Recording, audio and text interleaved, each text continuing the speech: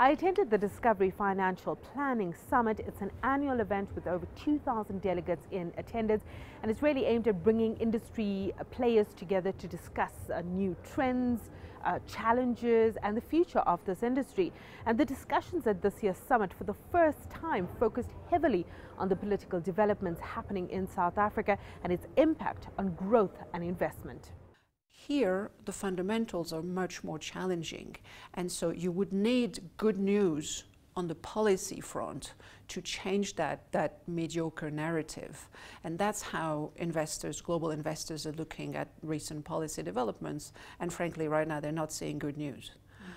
They're looking for good news, but they're not going to assume there's good news coming until it's really there. And unfortunately, until that happens, the sentiment towards South Africa is going to remain a little bit lukewarm. Calls for the president to step down are growing louder, but it seems he is not going anywhere just yet.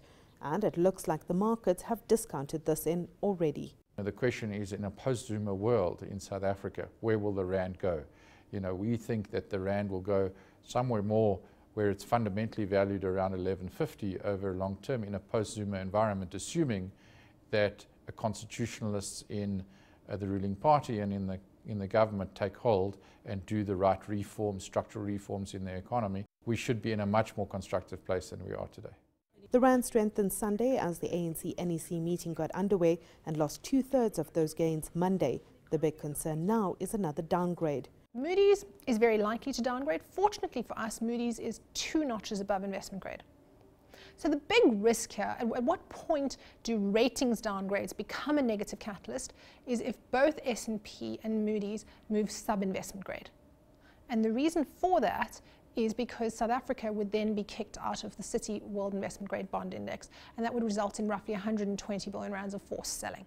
Many are concerned about state capture, government policy, growth and unemployment. But with Zuma likely to go in December, many are hopeful of a turnaround. Leadership is absolutely essential, and right now sentiment towards France and Europe has improved dramatically just because you had a change in leadership. So that gives you an idea of the potential in South Africa for things to improve.